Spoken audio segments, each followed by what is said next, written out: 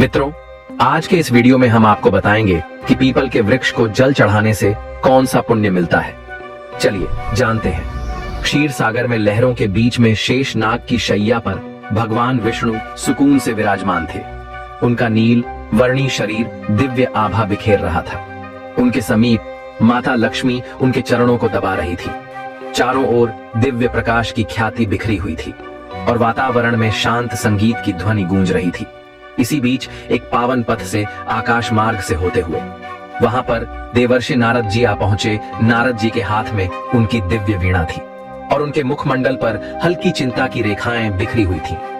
अब जब भगवान विष्णु ने नारद जी को अपने पास वैकुंठ धाम में आया हुआ देखा, तब वह मंद मुस्कान के साथ बोले, पधारो नारद, तुम्हारा वैकुंठ धाम में स्वागत है। ऐसा प्रतीत होता है कि आप किसी बात को लेकर चिंतित हैं। क्या बात है? क्या तुम्हारे भ्रमण में कोई अनहोनी घटना घटी है या कोई और बात है? तब देवर्षि नारद जी ने शीश झुकाकर भगवान विष्णु को प्रणाम किया और कहा, हे प्रभु, मैं अभी अभी पृथ्वी लोक से लौट कर आ रहा हूं। जब मैं पृथ्वी लोक का भ्रमण कर रहा था, तब मैंने एक अत्यंत विचित्र दृश्य देखा जो मेरे मन में अभी भी चल रहा है। मैंने पृथ्वी लोक पर कुछ लोगों को पीपल के वृक्ष को काटते हुए देखा, जैसे उन्हें उस पीपल के महत्व का कोई ज्ञान ही ना हो। वहीं मैंने दूसरी ओर देखा कि कुछ तपस्वी मुनि और साधक उस वृक्ष की पूजा कर रहे थे। वे उस पीपल के वृक्ष की परिक्रमा करके और उस पर जल अर्पित कर मंत्र उच्चारण करते हुए हे भगवान आपकी स्तुति कर रहे थे। हे प्रभु, इस विरोधाभास को देखकर मेरे मन में जिज्ञासा उत्पन्न हुई। पीपल के वृक्ष का क्या रहस्य है? यह वृक्ष इतना पवित्र क्यों है कि कुछ लोग इसकी पूजा करते हैं और जिन्हें इसका ज्ञान नहीं है वे इसे काटने का पाप करते हैं। हे प्रभु, कृपा करके आप मुझे इसके महत्व के विषय में विस्तार से बताने का प्रयास करें, ताकि आपके द्वारा बताए गए इस ज्ञान को मैं को समस्त लोक में फैला सकूं। तब भगवान विष्णु जी के मुख पर एक कोमल मुस्कान खेल उठी। वे अपने मंद स्वर में बोले, हे देवर्षि नारद, तुम्हारा यह प्रश्न अत्यंत ही महत्वपूर्ण है। जो भी मनुष्य इस वृक्ष को साधारण समझकर उसे काट देते हैं, तो उन मनुष्यों को इस बात का संपूर्ण ज्ञान नहीं है। पीपल का वृक्ष कोई साधारण वृक्ष नहीं है। यह वृक्ष स्वयं मेरे स्वरूप का प्रतीक है। पीपल का वृक्ष न केवल देवताओं का निवास स्थान है, बल्कि इसकी पूजा से मनुष्यों के समस्त पापों का नाश हो जाता है और उन्हें मोक्ष की प्राप्ति होती है। हे देवर्षि नारद जी, मैं तुम्हें पीपल के वृक्ष के महत्व की एक महान कथा को सुनाता हूँ, जो यह स्पष्ट करेगी कि क्यों यह वृक्ष पवित्र है और सभी मनुष्यों को इसकी पूजा क्यों करनी चाहिए। हे नारद, इस कथा का केवल वर्णन और श्रवण ही मनुष्य के लिए पुण्य फलदायी होता है। इसके साथ ही जो भी मनुष्य इस पावन कथा को श्रद्धा और भक्ति के साथ सुनता है या इस कथा को किसी अन्य को सुनाता है, उसे अनगिनत पुण्य प्राप्त होते हैं। जो व्यक्ति इस कथा का श्रवण करता है, उसके जन्म जन्मांतर के संक्षिप्त पाप नष्ट हो जाते हैं, चाहे उसने अपने अज्ञानवश कितना ही बड़ा पाप क्यों न किया हो। जो भी मनुष्य इस कथा का श्रवण करता है, उसे हर एक पापों से मुक्ति मिल जाती है। इस कथा को सुनने वाला मनुष्य अपने पितरों का आशीर्वाद पाता है। उसके पूर्वज उससे बहुत ही खुश हो जाते हैं और उसे सुख, समृद्धि और शांति का वरदान देते हैं। इसके फल स्वरूप पितरों के आरण समाप्त होते हैं और उनके मार्ग में आने वाली बाधाएं दूर हो जाती हैं। इस कथा को सुनने वाला व्यक्ति अपने घर से दुर्भाग्य, दरिद्रता और कष्टों को दूर करता है। उसके परिवार में सुख, समृद्धि और लक्ष्मी का वास होता है। उसका जीवन सदा मंगलमय रहता है। यदि किसी स्त्री पुरुष को संतान सुख की प्राप्ति में बाधा हो रही हो, तो वह इस कथा को श्रवण करके पीपल के वृक्ष की पूजा करे। उसे संतान सुख की प्राप्ति अवश्य होती है। अब भगवान विष्णु की इतनी बात सुनने के बाद नारद जी के मन में वह कथा सुनाने की जिज्ञासा जाग उठी। अब वह भगवान श्री हरि विष्णु जी से बोले, हे प्रभु, मैं ध्यान पूर्वक सुन रहा हूँ, कृपया आप इस कथा का वर्णन कीजिए। इधर अब भगवान विष्णु ने कहा, हे देवर्षि नारद जी, मैं आपको अब कथा सुनाता हूँ। पूर्व काल की बात है। एक गांव में एक अत्यंत गरीब व्यक्ति रहता था, जिसका नाम श्याम था। श्याम बड़ा ही ईमानदार और परिश्रमी था, लेकिन उसका जीवन अत्यंत कठिनाइयों से भरा हुआ था। वह अपने जीवन के निर्वाह के लिए जंगल से लकड़ियां काटकर उन्हें बेचता और जैसे तैसे अपने परिवार का भरण पोषण करता था। श्याम का परिवार काफी बड़ा था। बूढ़े माता पिता, उसकी पत्नी और 3 छोटे छोटे बच्चे थे। श्याम दिन रात मेहनत करता, फिर भी उसके परिवार के लिए पर्याप्त भोजन जुटाना मुश्किल हो जाता था। गरीबी के कारण ही उसके घर में किसी भी प्रकार का धार्मिक कार्य नहीं होता था और ना ही देवताओं की पूजा अर्चना होती थी। इस वजह से ही श्याम को शास्त्रों और धार्मिक महत्व के विषय में कुछ भी ज्ञान नहीं था। एक दिन श्याम हाथ में कुल्हाड़ी को लेकर जंगल की ओर निकल पड़ता है। वह सुबह से ही जंगल के एक एक कोने में घूमता रहा, लेकिन उसे लकड़ियां तो दूर की बात है, उसे एक भी सूखा पेड़ नहीं मिला। अब श्याम की थकान बढ़ती जा रही थी और सूर्य अपनी मध्य अवस्था में चमक रहा था। अब तो श्याम को चिंता सताने लगी कि यदि वह आज लकड़ियां नहीं ले गया तब तो घर में चूल्हा ही नहीं जलेगा। इतना सोचकर भूख और प्यास से व्याकुल होकर वह उसी जंगल में और आगे बढ़कर जाने लगा। वह जंगल के जिस भाग में जा रहा था, जंगल का वह भाग अत्यंत भयानक था। ऊंचे ऊंचे वृक्ष, घनी बेलें और झाड़ियों ने सूरज की रोशनी तक को धरती पर आने से रोक रखा था।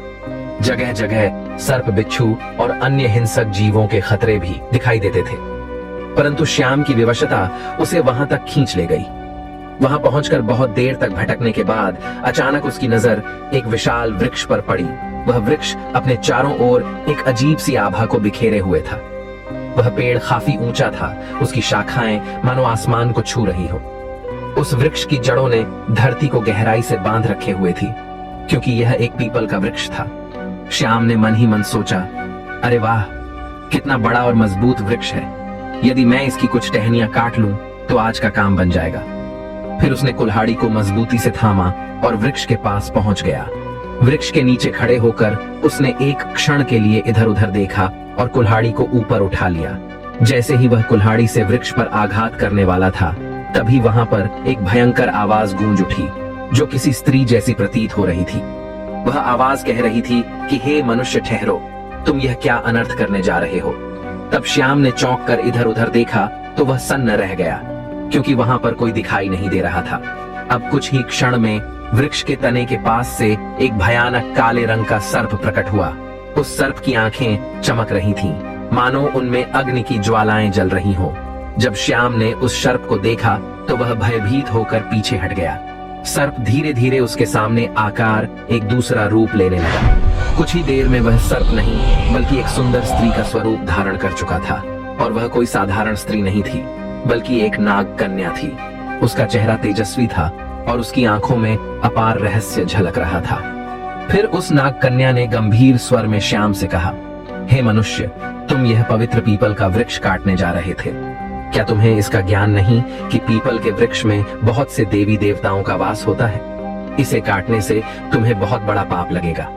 उस नाग कन्या की बात सुनने के बाद श्याम की सांसें तेज हो गईं। श्याम भयभीत होकर कांपते हुए स्वर में बोला, हे देवी, आप कौन हैं और मुझसे मनुष्य की वाणी में बात कैसे कर रही हैं? मैंने तो ऐसा कुछ कभी सुना भी नहीं था।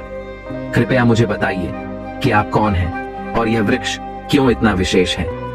मुझे इस विषय का भान नहीं था। इसके बाद वह नाग कन्या मुस्कुराई और बोली, हे मनुष्य, मैं इस पीपल के वृक्ष की रक्षक हूँ। मेरा नाम नागिनी सूरसा है। यह वृक्ष मेरे लिए बहुत ही प्रिय है, क्योंकि इसी वृक्ष में मेरा वास है। परंतु इस वृक्ष के साथ मेरा यह जुड़ाव केवल इस जन्म का नहीं है, बल्कि यह एक पुरानी कथा का परिणाम है। सुनो, मैं तुमको अपने पूर्व जन्म की एक कथा सुनाती हूँ। उस कथा के नाम पर ही नाग कन्या सुरसा का चेहरा गंभीर हो गया। उसकी आंखों में अतीत का एक गहरा रहस्य चमक उठा। फिर श्याम बहुत ही विस्मय और जिज्ञासा से उसकी ओर देखने लगा, क्योंकि यह सब उसके लिए अत्यंत अद्भुत और विचित्र था। नाग कन्या ने अपना वृतांत आरंभ किया। नाग कन्या ने गहरी सांस ली और श्याम की ओर देखते हुए कहा, हे मनुष्य, पिछले जन्म में मेरा नाम सुमति था। मैं एक प्रतिष्ठित वैश्य परिवार में जन्मी थी। मेरे पिता एक धनवान व्यापारी थे और मेरे विवाह का आयोजन उन्होंने बड़ी धूमधाम से किया था। मेरा विवाह एक पुण्यात्मा और ज्ञानी वैश्य पुत्र से हुआ था, जिसका नाम धर्मपाल था। मेरे पति अत्यंत धार्मिक प्रवृत्ति के थे और अनाज का व्यापार करते थे। उनका जीवन सादा संपन्न था, लेकिन वह धर्म और सत्कर्म में लीन था। किंतु मैं उनके गुणों से सर्वथा विपरीत थी। मेरा स्वभाव अत्यंत स्वार्थी और अहंकारी था। मैं पति का आदर करती थी और ना ही किसी प्रकार के धर्म कर्म में रुचि रखती थी। जब मेरे पति पूजा पाठ करते थे तो मुझे देवी देवताओं की पूजा व्यर्थ लगती थी। मेरा मन सदा सांसारिक सुखों और धन संपत्ति के प्रति उन्मुख रहता था। मेरे पति मुझे समझाते रहते थे कि हमें जीवन में पुण्य के कार्य करने चाहिए, हमें देवी देवताओं की पूजा करनी चाहिए, लेकिन मुझे यह सब करना ढोंग लगता था। किंतु मैं उनकी बातों को हमेशा अनसुना कर देती थी। हमारे गांव के पास एक मुनि का आश्रम था। वह आश्रम शांत, पवित्र और प्रकृति की छाव में बसा हुआ था। वहां के वातावरण में एक अलौकिक शांति थी, वह मन को मोह लेती थी। मुनि ने अपने आश्रम के आंगन में एक छोटा सा पीपल का वृक्ष लगाया हुआ था। गांव के लोग वहां नियमित रूप से पूजा करने आते थे। वे पीपल के वृक्ष के चारों ओर दीप जलाते थे, चढ़ाते और उसकी परिक्रमा करते थे। उनका यह विश्वास था कि इस वृक्ष में भगवान विष्णु का वास है और उसकी पूजा करने से उनके पितर प्रसन्न होते हैं। अब उस आश्रम में रहने वाले लोगों की श्रद्धा और भक्ति से वह वृक्ष बहुत ही कम समय में विशाल हो गया। एक दिन की बात है, मैं उस आश्रम के पास से गुजर रही थी। वहां मैंने देखा कि एक ब्राह्मण अत्यंत श्रद्धा से उस पीपल के वृक्ष की पूजा कर रहा था। उस वृक्ष के तले जल चढ़ा रहा था और मंत्रोच्चार कर रहा था। अब जब मैंने उसे देखा तो यह दृश्य देखकर मैं ठहाका मारकर हंसने लगी। मैंने मूर्खों की भांति कटु स्वर में कहा, अरे ब्राह्मण देवता, तुम मूर्खों की तरह इस वृक्ष की पूजा क्यों कर रहे हो? यह तो केवल एक पेड़ है ना, फल देता है ना फूल। क्या यह पेड़ किसी के भी काम आता है? यह व्यर्थ का ढोंग है, तुम्हारी पूजा का कोई लाभ नहीं है। जब मैंने इतना कहा तो मेरे शब्द सुनकर वह ब्राह्मण अत्यंत शांत भाव से मेरी ओर देखता रहा। फिर वह गंभीर स्वर में बोला, हे देवी, तुम्हारा अज्ञान ही तुम्हारे इस व्यवहार का कारण है। क्या तुम्हें झांक नहीं है कि यह पीपल का वृक्ष मात्र एक साधारण वृक्ष नहीं है? इस वृक्ष में स्वयं भगवान विष्णु का वास होता है। यह वृक्ष जीवित है और अत्यंत पवित्र है। इसकी पूजा करने से भगवान विष्णु बहुत ही प्रसन्न होते हैं। इसके तले जल चढ़ाने से पितरों का आशीर्वाद प्राप्त होता है। अनेक जन्मों के पाप इस वृक्ष की पूजा से समाप्त हो जाते हैं। यह वृक्ष मानव जीवन के लिए वरदान स्वरूप है। जब मैंने उस ब्राह्मण की बातों को सुना तो उसने मेरे अहंकार को और भड़का दिया। मैंने कटु शब्दों में उसका और उस वृक्ष का उपहास किया। मैं क्रोध में आकर उस वृक्ष के पास पहुंची और व्यंग्यपूर्ण स्वर में कहा, देखते हैं तुम्हारा यह वृक्ष कितना महान है। यह कहकर मैंने आवेश में आकर पीपल के वृक्ष को अपने पैर से मार दिया। अब जैसे ही मेरी लात उस वृक्ष को लगी, उसी क्षण एक विचित्र घटना घटी। मेरे पैर से लेकर शरीर के अन्य अंगों में जलन होने लगी। वह जलन असहनीय थी। मैंने देखा कि मेरे शरीर में परिवर्तन हो रहा था। धीरे धीरे मेरा रूप बदलने लगा। मेरी त्वचा काली पड़ने लगी और देखते ही देखते मैं एक भयानक नाग कन्या के रूप में परिवर्तित हो गई। नागिनी का रूप धारण करके मैं वहीं पर चीखने चिल्लाने लगी। मेरी चीख पुकार सुनकर आश्रम के मुनि वहां आ गए। उन मुनियों के वहां पर आते ही मैं उनके चरणों में गिर पड़ी और रोते हुए मैंने उनसे विनती की कि मुझे इस श्राप से मुक्ति दिलाएं। मैं इन सब चीजों से अज्ञात थी। तब सभी मुनि मुझसे गंभीर स्वर में बोले, हे स्त्री, तुमने घोर पाप किया है। पीपल के वृक्ष को अपवित्र करना और उसका अपमान करना भगवान विष्णु का अपमान है। तुम्हें तुम्हारे कर्मों का दंड मिला है। फिर मैंने कांपते हुए हाथ जोड़कर मुनि से प्रार्थना की, हे ऋषिवर, कृपया मुझे क्षमा करें और मुझे जो यह श्राप मिला है, मुझे इस श्राप से मुक्ति का मार्ग प्रदान करें। मैं अपने पापों के लिए पश्चाताप करना चाहती हूँ। उस मुनि ने गंभीर स्वर में कहा, हे पापिनी, तुम्हें इस श्राप से मुक्त होने के लिए 100 वर्षों तक इस पीपल के वृक्ष पर निवास करना होगा और इसकी रक्षा करनी होगी। जब 100 वर्ष पूर्ण हो जाएंगे तब तुम्हारे पति यहाँ आएंगे और इस वृक्ष पर जल अर्पित करेंगे। उसी दिन तुम्हें इस श्राप से मुक्ति मिलेगी। इतना कहकर मुनि वहां से चले गए। तब से मैं इसी वृक्ष पर वास कर रही हूँ। यह वृक्ष दिनों दिन बढ़ता गया और मैं दिन रात इसकी रक्षा करती हूँ ताकि कोई इसे हानि ना पहुंचा सके। आज मेरे 100 वर्ष पूरे हो चुके हैं। मैं प्रतीक्षा कर रही हूँ कि मेरे पति धर्मपाल यहाँ आए और इस वृक्ष पर जल अर्पित करें, तभी मुझे इस सर्प की योनि से मुक्ति मिलेगी। ये कहते हुए नागकन्या की आंखों में आंसू आ गए। उसकी आवाज में पीड़ा और पश्चाताप स्पष्ट झलक रही थी। अब तो श्याम ये सब सुनकर अवाक रह गया। वह समझ नहीं पा रहा था कि जो कुछ उसने सुना है वह सपना था या सच्चाई। उसके हृदय में भय और श्रद्धा का संचार हो रहा था। नागकन्या की करुणामय कथा सुनकर श्याम स्तब्ध रह गया। उसकी आंखों में आश्चर्य और अविश्वास के भाव तैरने लगे।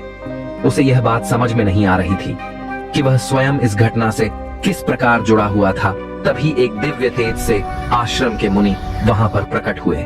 उनका स्वर गंभीर और आशीर्वाद से भरा हुआ था। मुनि ने श्याम की ओर देखते हुए कहा, हे श्याम, यह सब तुम्हारे पूर्व जन्म के कर्मों का ही परिणाम है। क्या तुम जानना चाहते हो कि तुम इस नाग कन्या के जीवन में क्या स्थान रखते हो? श्याम ने विस्मय से मुनि की ओर देखा और कांपते हुए स्वर में कहा, हे अर्षिवर, कृपया मुझ पर कृपा करें और मेरे पूर्व जन्म के रहस्य का ज्ञान देकर मुझे इस शंका से मुक्त करें। यह सब हो क्या रहा है? मैं इस नाग कन्या के साथ किस प्रकार जुड़ा हूं? तब उन मुनियों ने अपनी आंखें बंद की और उनके मुख पर एक गंभीर आभा उभरी। फिर उन्होंने कहना आरंभ किया, हे श्याम, सुनो, तुम्हारे पूर्व जन्म की कथा। इस नाग कन्या जिसका नाम सुमति है, इसके पति तुम ही थे। उस जन्म में तुम धर्मपाल नामक एक पुण्यात्मा व्यापारी थे। तुमने सुमति से विवाह किया था। तुमने सुमति जीवन संवारने का हर संभव प्रयास किया। तुम एक धर्मनिष्ठ और सत्यवादी व्यक्ति थे। तुमने सुमति को सदाचार के मार्ग पर लाने के लिए अनेक प्रयास किए, किंतु वह तुम्हारे प्रयासों की उपेक्षा करती रही। श्याम ने आश्चर्य और अविश्वास के साथ कहा, क्या मैं इस नाग कन्या का पति था? मुनि ने मुस्कुराते हुए कहा, श्याम, सुमति ने अपने अहंकार और अज्ञान के कारण पीपल के वृक्ष का अपमान किया था, जिसके कारण उसे सर्प योनि का श्राप मिला। किंतु भगवान विष्णु ने तुम्हारे पुण्य कर्मों के कारण यह नियम बनाया कि केवल तुम्हारे हाथों से जल अर्पित होने पर ही सुमति को इस श्राप से मुक्ति मिलेगी। तुम यहाँ तक केवल नियति के कारण आए हो। तुम्हारा आज यहाँ आना संयोग नहीं है, बल्कि यह विधि का विधान है। सुमति, जो अब तक चुपचाप खड़ी थी, मुनि की बात सुनकर श्याम के चरणों में गिर पड़ी। उसकी आंखों से आंसुओं की धारा बहने लगी। वह कांपते स्वर में बोली, हे स्वामी, मैं अपने पूर्व जन्म के पापों के लिए आपसे क्षमा मांगती हूँ। मेरे अहंकार और अज्ञान के कारण मैंने आपको दुख पहुंचाया और इस पीपल के वृक्ष का अपमान किया। किंतु आज मैं आपसे एक बार फिर प्रार्थना करती हूँ, कृपया इस पवित्र वृक्ष पर जल अर्पित करके मुझे इस श्राप से मुक्त करें। श्याम का हृदय करुणा से भर गया। उसने नागकन्या के प्रति कोई क्रोध या घृणा नहीं दिखाई, बल्कि उसके हृदय में श्रद्धा और सहानुभूति का भाव जाग उठा। उसने मुनि की ओर देखा और कहा, हे ऋषिवर, मुझे बताइए, मैं इस पुण्य कार्य को कैसे पूरा करूं? तब मुनि ने कहा, हे वत्स, इस वृक्ष पर श्रद्धा से जल अर्पित करो और भगवान विष्णु का स्मरण करो। इससे तुम्हारे पूर्व जन्म के बंधन समाप्त हो जाएंगे और सुमति को भी मुक्ति मिलेगी। श्याम ने पास ही रखे कलश से जल भरा वह पीपल वृक्ष के सामने खड़ा हुआ और अपने मन में भगवान विष्णु का ध्यान करते हुए जल अर्पित करने लगा। जैसे ही उसके द्वारा अर्पित की गई जल की धारा पीपल की जड़ों तक पहुंची, तभी एक अद्भुत घटना घटी। पीपल वृक्ष के नीचे एक दिव्य प्रकाश फैला और नाग कन्या का सर्प रूप धीरे धीरे नष्ट होने लगा। उसी के स्थान पर एक सुंदर तेजस्वी स्त्री प्रकट हुई। उसका चेहरा चमक रहा था, मानो वह स्वयं एक देवी हो। सुमति ने हाथ जोड़कर श्याम और मुनि को प्रणाम किया। सुमति ने कहा, हे स्वामी, आपके पुण्य और भगवान विष्णु की कृपा से मुझे आज इस अभिशाप से मुक्ति मिली है। मैं आपके प्रति कृतज्ञ हूँ। आपने न केवल मेरे पापों का प्रायश्चित करवाया, बल्कि मुझे मोक्ष के मार्ग पर ले आए। मुनि ने आशीर्वाद देते हुए कहा, हे सुमति, अब तुम स्वर्ग लोक को प्रस्थान करो। तुम्हारे इस श्राप का अंत हो चुका है। भगवान विष्णु तुम्हें आशीर्वाद दें। सुमति ने एक बार फिर पीपल वृक्ष की परिक्रमा की और वहां से दिव्य प्रकाश के साथ स्वर्ग लोक को प्रस्थान कर गई। इस घटना के बाद श्याम के जीवन में बड़ा परिवर्तन आया।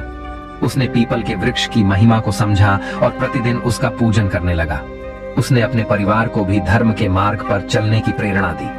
वह जान गया कि पवित्र वृक्षों का सम्मान और देवताओं का स्मरण जीवन को सफल बनाता है। भगवान विष्णु ने पीपल वृक्ष के महत्व की कथा समाप्त की। उनके मुख पर करुणा और दिव्यता का तेज झलक रहा था। देवर्षि नारद जी अत्यंत भाव विभोर होकर खड़े थे। उन्होंने भगवान विष्णु की स्तुति करते हुए कहा, हे प्रभु, आपने पीपल वृक्ष की महिमा और यह कथा सुनाकर मेरी जिज्ञासा को शांत किया है। मैं यह कथा सुनकर धन्य हो गया। इस कथा से यह स्पष्ट हुआ कि मनुष्य अपने अज्ञान और अहंकार के कारण ही पाप के मार्ग पर चलता है, किंतु आपकी कृपा से ही उसका उद्धार संभव है। यह वृक्ष न केवल पवित्र है बल्कि स्वयं आपका दिव्य स्वरूप है। भगवान विष्णु मुस्कुराते हुए बोले, हे नारद, यह सत्य है।